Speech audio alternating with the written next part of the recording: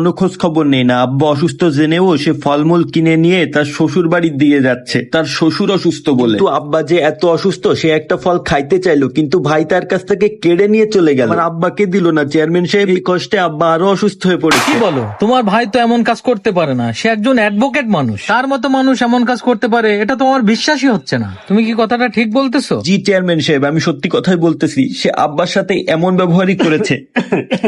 আসলে এমন বিষয়টা তো মেনে নেওয়া যায় না। তারপরেও ঠিক আছে, আমি এই বিষয়টা দেখতেছি। তোমার ভাই কেন এমন করতেছে আমি দেখতেছি। এত কষ্ট করে একটা ছেলেকে অ্যাডভোকেট বানালো, আর একটা ছেলেকে অ্যাডভোকেট বানাতে হলে জীবনে অনেক কষ্ট করা লাগে একজন মানুষকে। এত কষ্ট করে আপনি তাকে অ্যাডভোকেট বানালেন, আর আপনার এই বয়সে এসে সে আপনাকে দেখবে না, এটা তো মেনে নেওয়া যায় না। আমি যখন এই এলাকার চেয়ারম্যান, অবশ্যই এই বিষয়টা আমি দেখবো, আপনি কোনো চিন্তা করবেন না। দেখিও কি করে, আমি এই বিষয়টা দেখছি।